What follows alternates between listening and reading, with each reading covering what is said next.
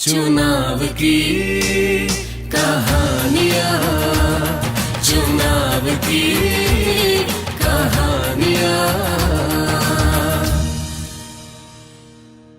ये सच्ची कहानी है अलीराजपुर की बेटी दीपिका की, जिन्होंने विवाह के रीति रिवाजों से पहले मतदान की जिम्मेवारी को निभाया।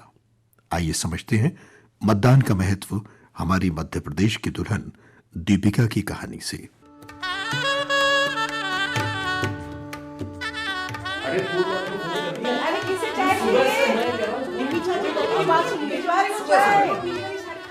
और मिठाई को डब्बे भी देख लेना। अरे भाई आ तो जाओ। अरे जल्दी करो ना। नवीन जी ने भौहें उचकाते हुए अपनी पत्नी से कहा। खींचते हुए श्रीमती सेन की आवाज आई, बैठी नहीं हूं मैं, सुबह से फिरकी की तरह घूम रही हूं। अच्छा अच्छा कहते हुए नवीन जी कमरे से निकल गए। हर तरफ अफरा तफरी मची हुई थी। कोई अपनी अटैचियों में सामान भर रहे थे तो कोई सफर के लिए खाने पीने का सामान बटोर रहे थे। पर हर शादी के घर की तरह कुछ एक दो मेहमान तो ऐसे होते ही हैं जो पैर पसारे चाय की चुस्कियों का ही आनंद लूटते रहते हैं। उन्हें कहां पड़ी है टिक टिक आगे बढ़ती सुइयों की। श्रीमती सेन बुदबुदाती जा रही थी और काम करती जा रही थी। कैसे होगा ये सब? तभी दीपिका पीछे से आई और कसकर पकड़ते हुए अपनी मां से बोली, सब हो जाएगा मां, चिंता क्यों करती हो? श्रीमती सेन तभी तपाक से बोली, बेटा अभी मेहंदी की रस्म भी होनी है और हल्दी भी। कैसे होगा सब? किस समय निकलेंगे हम? यहां से रतलाम पहुंचने में 4-5 घंटे तो लगते ही हैं। हां मां, पर इन सब कामों के अलावा एक और बड़ा काम भी बचा है।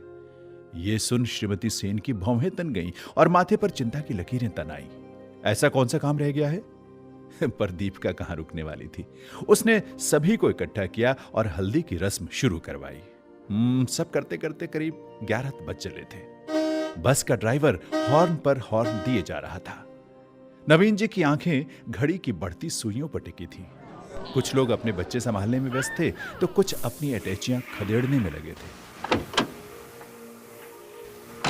आखिरकार 10-15 मिनट की जद्दोजहद के बाद सब बस में सवार हो ही गए और साथ ही शुरू हो गया गाना बजाना। तभी दीपिका ने ऐलान किया कि अभी कुछ देर है अलीराजपुर की सड़कों को छोड़ने के लिए और रतलाम की गलियों को छूने में। सभी एकटक दीपिका की ओर देखने लगे। ऐसा लग रहा था सभी उससे एक ही सवाल करना चाहते हैं। पर इससे पहले कि कोई पूछ पाता, दीपिका ने ड्राइवर को बस मतदान केंद्र की तरफ ले जाने को कहा। कुछ आवाजें पूछ रही थी, मतदान केंद्र क्यों? पहले ही देर हो चुकी है। इन्हीं आवाजों को संबोधित करते हुए दीपिका ने कहा, देर तो तब हो जाएगी अगर हम मतदान केंद्र आज ना गए तो। अगले 5 सालों तक फिर यह मौका नहीं मिलेगा और तब हम यही दिन याद करते रह जाएंगे कि काश हमने उस दिन कुछ समय की देरी के पीछे अपना हक यूं ही ना गंवाया होता। फिर क्या था, सभी अपना पहचान पत्र लिए दुल्हन के पीछे मंडप से पहले मतदान केंद्र पहुंचे।